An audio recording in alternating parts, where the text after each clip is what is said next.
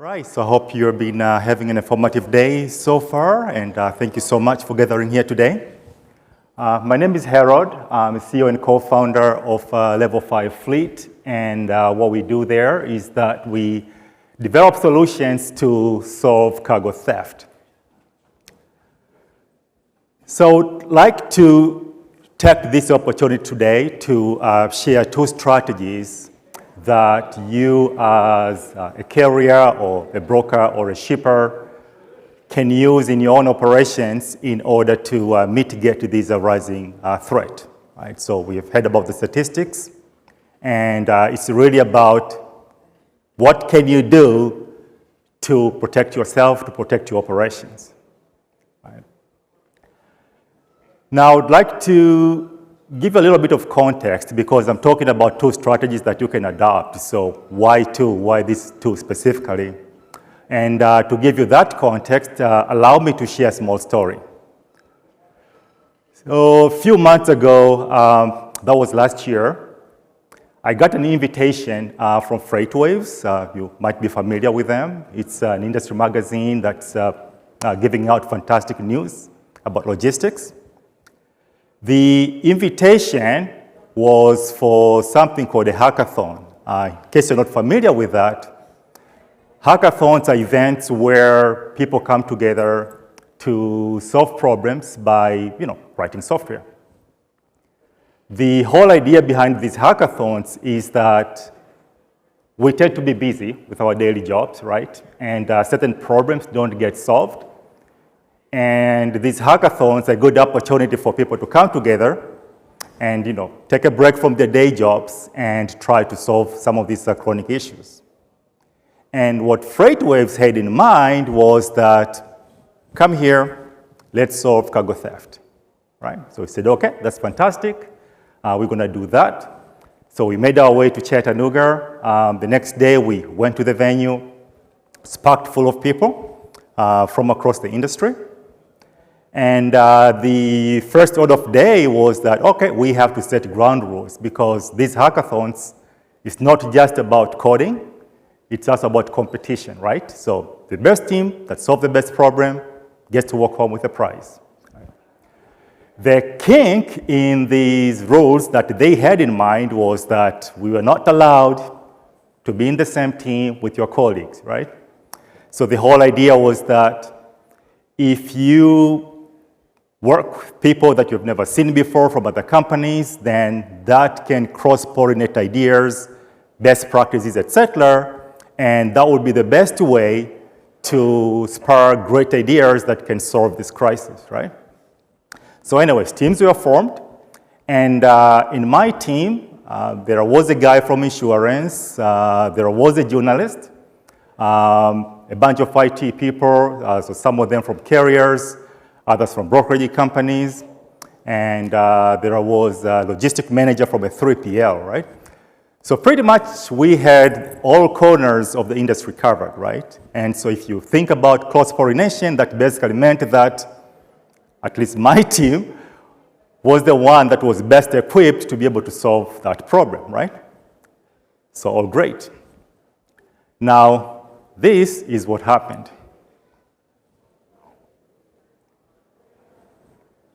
I would like you to guess silently at this moment, like what exactly this number could mean.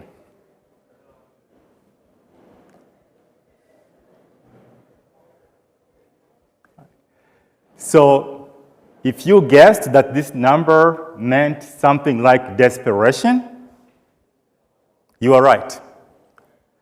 Because by that time it was noon, we have spent the whole morning, everybody, just try to analyze that problem. What exactly are we trying to solve?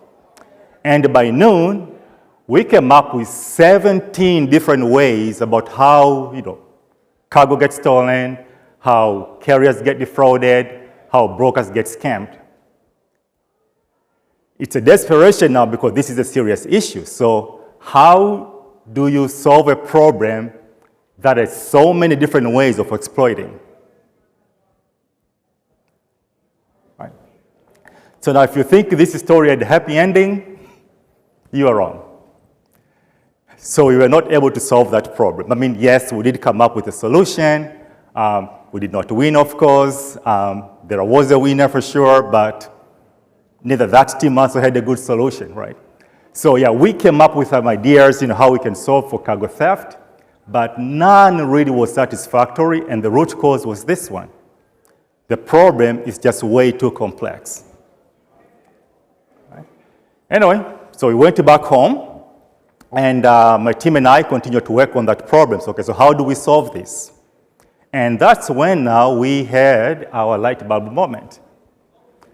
So basically, when we looked at that problem, we discovered that no matter how clever some of these schemes are, at the end of the day, only one of these two things must be true, okay? Now think about it. So how many different ways do you know somebody can come and steal? So some of them are very simple, right? Somebody can, break into the back of the trailer, they can run away with a crate. Some of them are quite sophisticated. You could have a call from an AI impersonating, the dispatcher with exactly the same voice. Somebody that you have known and worked with for the last 10 years, they sound exactly the same, right? So you have this big spectrum. But at the end of the day, for any heist to be successful, really just one of these two things needs to happen. Right? Which kind of sounds obvious in retrospect. But then this is our crew, right? So we don't need 17 different ways to solve this problem. We just need two capabilities, right? And now this gets me back to what I was saying at the beginning of this presentation is that I'm here to share two strategies.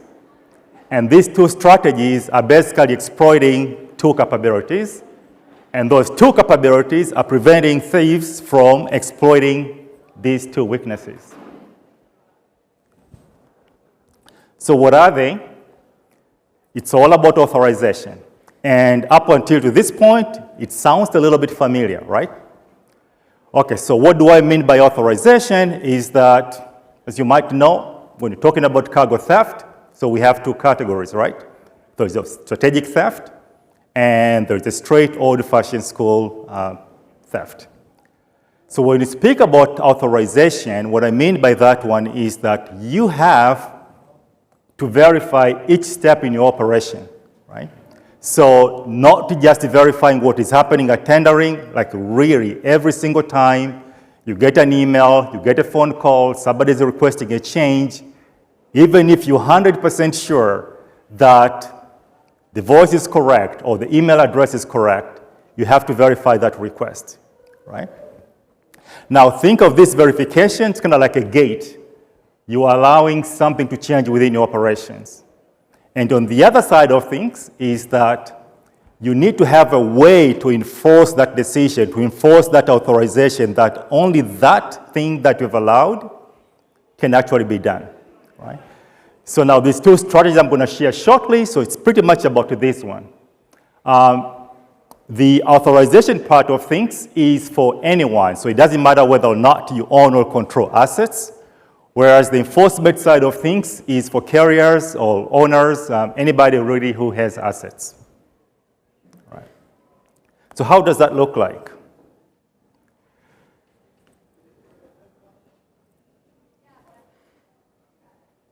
We know that today, every single time we are getting these tips, okay?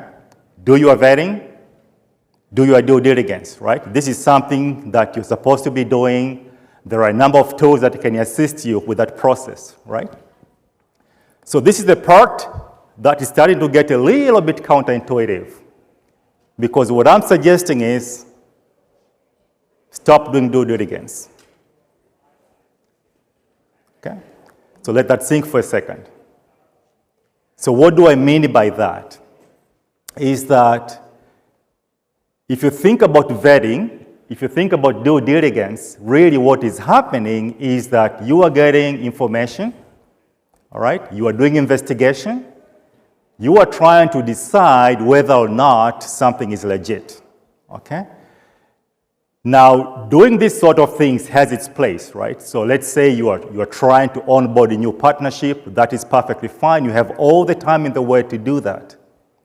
The problem is that when you try to do that during execution, usually either you or your frontline people, right, have to perform exactly the same process with exactly the same accuracy every single time, but either they don't have the right tools or they just don't have the time. And now, no matter what kind of strategic theft you might have heard of, pretty much each one of them is just relying on this one single fact, that people don't have the time, right? And that explains the statistics, right? So if you have all these tools that you can use, how come strategic theft is rising? It's because hackers keep exploiting that one over and over again, right? So what I'm suggesting is that stop doing that, and instead start demanding what I'm calling a proof. Okay. So what is a proof? It still looks a little bit similar to what you would do when you're doing a vetting, is that you're trying to determine the identity of the person, the counterpart you're talking to. You're trying to understand whether they really represent the company they claim to be. And most important is that you are trying to determine whether they are allowed to make that particular request for that particular load. So it's not that, okay, I've worked with Harold for the last 6 years, so I trust him, so yeah, it's fine, I'm going to do this. You really have to check with every single load, are they allowed to do that? Okay? So it still sounds similar to vetting. It still sounds similar to doing due diligence.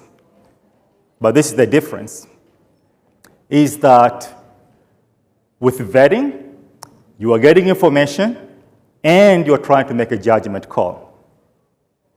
Okay? When you're asking for a proof instead, so you don't get paperwork. Instead, you're asking a system that you have. If somebody is telling you that, hey, can we change the pickup window? You check in the system. Is this allowed by this particular person or not? Right? And that's the key difference, because this is something that you can easily do in frontline with your operations, and provided that the systems that you do are fast enough, it's not going to change a lot in the way you are doing things. So this is something that you can incorporate in your systems, in your operations, in your day-to-day operations. So the question is, what can you use? So there are a number of tools that are emerging out there today.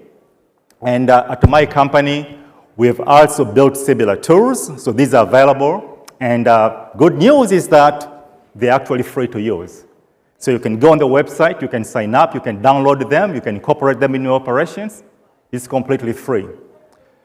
So again, the clear distinction now between vetting and asking for proof is that you're not getting more information, you're just checking the system. So giving an example, you're getting an email, someone is asking you, hey, can we change the drop-off address, right? So you can have a look at the email, you can see, yeah, it does sound like it's a correct email address from the dispatch, but what can you do? You can ask the system and say, hey, is this legit, right? And our system, at least, is going to give you answers like this one. So here on the right side, you'll see that, yes, the email address is correct, but no, we have not verified that the person that sent it is the person that you think they have, right? Or the other way around is that you can get confirmation that, yes, that email did come from Harold, yes, he does work for Level 5 Fleet, but he's not allowed to make that address change, right? So you can see that because this is very quick, something that you can do in a minute or two, right? It doesn't change much in the way how you are doing things. So you keep the operations exactly the way you are. Instead of gathering all this information so that you can do investigation, what you do is that you send that information to the system is just going to give an answer, right? So this is a very good way of preventing strategic theft from happening. And it doesn't matter really whether somebody is hacking in somebody else's system, or someone is using AI, try to impersonate a voice, or let's say you're a shipper, somebody is showing up with a truck that got exactly the same color, the same MC number, right? you don't have to get all these documents and then in a rush, under time crunch, trying to figure out whether that's legit, right? So you just refer to the system will tell you yes or no, right? And this is how you can mitigate strategic theft.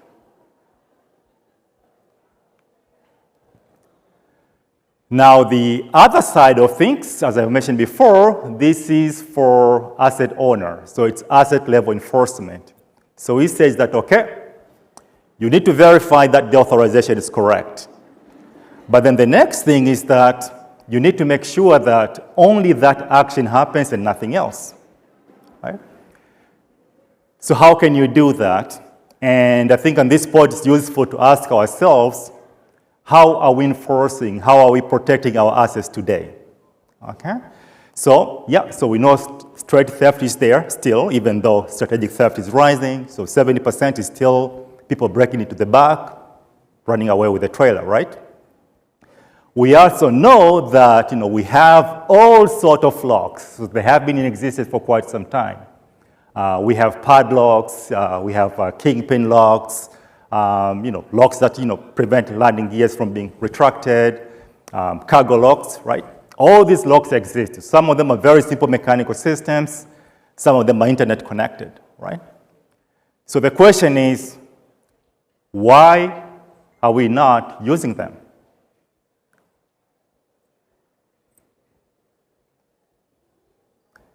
So if you try to think about that one, the answer is simple. In many cases, it's just not practical to use these systems, right? I can give you an example. Just last month, we were talking to a large carrier. So they have something like 50,000 trailers in their fleet, so pretty large. And they have been fighting this problem of theft, and they decided to buy electronics, glad hand locks that they can put in front of the trailer. So the principle is simple, is that, okay, if I'm a driver, I show up, I get a code, I can unlock it, and then I can hook up the hoses, and off I go, right? But only after a few months of operations, they ended up removing them. Guess why? They weren't practical, right? Because in those dynamic operations, somebody shows up, then you have to coordinate. Okay, so how am I going to give them the code? Is that the right person even to give them the code, right? So how do you solve for this problem? So this is the second strategic strategic shift, is that instead of you trying to do that yourself, what you should do, delegate that kind of checks and enforcement to the asset itself. So you set the rules, okay? But you remove yourself from operations so that once the rules have been set, the trailer can decide. I can give you simple examples, right? So let's say that you're doing a drop and hook. The load has been assigned to a trailer. Load has been tendered out. Herald is going to come to pick it up on Tuesday at noon, right? So that information goes to the trailer. The trailer itself is smart enough to know that only Herald and only at this particular time at this particular yard is going to be able to hook up the airlines, release the brakes, and drive away, but is not allowed to be opening the cargo doors. Right? So if you do things that way, what it means is that you no longer have that coordination pressure that makes locking impractical, right? And that means that it gives you a way now of protecting your cargo seamlessly without you needing to worry about, am I working with the right people, right? So how do these tools look like? So in our particular case, what we have developed, one of the things is that it's an interior cargo lock. It looks something like this one. The picture is big, but it's quite compact, maybe about this size here. And the key things about it is that, see there's a policy bound, is that when you define your rules, for example, loads, or I don't know, drivers, or yards, geofences, anything of that nature, that information gets downloaded to the device, right? And it's there. And you can do it dynamically. For example, if you link it with your TMS, that information gets uploaded there every single time.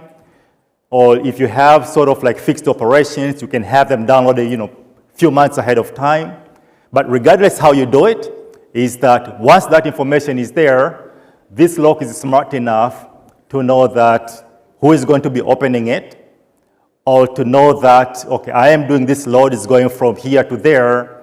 It's going to keep the door secured until the trailer has arrived at the destination. Right? The other thing is about immobilization, right? So immobilization is really your first line of defense. So you are trying to prevent somebody from grabbing the trailer and going somewhere safe where they have all the time and maybe they can cut the doors open, right? And the principle is, again, is the same, is that you have GPS on it, you have memory, you have internet connectivity, you can send those instructions over, and then that device is going to be smart enough to know who is supposed to hook it up, and only that person is going to be able to pressurize the airline, release the brakes, and drive away. Right? So, to summarize, pretty much is that, yes, there are so many different ways somebody can steal. There are so many different ways scams can happen. But at the end of the day, okay, you just need two capabilities. And in your operations, you just need to adopt two things. So the first one, that one is targeting strategic theft. And for that one, as I was mentioning, is that just move away from due diligence and start demanding proof. Okay? So when you're out there shopping for different kind of tools that you can use in your operations, just try to ask yourself, where exactly in your operations are you going to be using them? If you're going to be using them to onboard new partners, new customers, new contracting parties, and if those tools are giving you information that you can use to decide whether or not that party is trustworthy, so that is the right place. You can use those tools, right? But for everything else that happens from tendering all the way to proof of delivery, try not to use those tools. Instead, try to use systems that you can ask, system that will just give you a simple answer, yes or no, that operation is allowed. Right? And if you're an asset owner, you can now have those rules transferred over to the asset and let the asset enforce them. Right? So that's it. Thank you so much. You have any questions? Yes? On the asset, Yep. on the asset enforcement side, right? How's that powered? Oh, sure. Thank you. On the asset inside the side, right? Yeah. How is that powered? How is that powered? Thank you. So what I haven't shown here is that there is a small computer that gets installed on the trailer. That small computer has a battery on it, and that battery can operate, something like 7 months, no more operations. So when you hook up the 7-pin, the tractor will recharge that battery. And when you disconnect, yeah, it will keep operating by itself. And what is it? Internet connected to whoever tells the system it can go, or how does that work? Yes, it is internet connected. Aha. Okay. But the important thing is that it does not rely on internet, because you can be in areas that that don't have connectivity, right? So the internet is only used to hook up to your TMS for the very first time, so that you can get to those load information. But then after that, it's independent. Next question. Yes. Battery runs dead, right? Yep. The battery runs dead. Yep. Does it stay locked, or can now there's nothing there where it can go, where it can move? Good question. Both actually is correct. So for this one here, it will stay locked. And the premise behind that one is that, well, you're not going to be moving the trailer unless you hook up the tractor. And when you hook up the tractor, it's going to get powered and start operating right away. So it won't even need to wait for a recharge. It basically needs something like a second. For this one, it depends on how you installed it. So in one kind of installation is that you can just install that one without hooking up to the trailer electric systems, right? So in that particular case is that once the battery starts dropping to 40%, I don't know, maybe somewhere like 6 months of usage, it's going to start sending you warnings. If you keep ignoring them, it drops down to 15%, and then it's just going to automatically unlock so that you can gain access to the cargo. But if you configure it for electric power, then that's not going to happen because, again, you can hook up the 7-pin, and then it can be powered, and then you can unlock. So every time a tractor installs the electricity into the trailer, it will be charging? It will be charged, exactly. Okay. Yeah. Thank you. I'm sorry if I wasn't made too many questions. I know you said one. My pleasure. Thank you. Anybody else? Thank you. How does it verify who the driver is? Yeah. So I actually simplified it a little bit. So it verifies tractors and drivers. So for tractors, there is a fob. So think of it kind of like the car key fob that you have. It's just that this one is programmable. It's dynamic, basically. So again, you hook it up to a TMS. So if the load has been assigned to a particular tractor and that tractor shows up, so they talk to each other via Bluetooth proximity, and so, oh, this particular tractor, and they know it's the right one, it's going to unlock, right? For drivers, it's basically almost like your carless keyless entry using your phone. So there is an app, and provided that, okay, you have logged in, with your fingerprint, and, the phone is in your pocket, and you showed up there, and you have the right permissions, then yes, it will recognize that one via your phone, and, give you the necessary access. Yeah.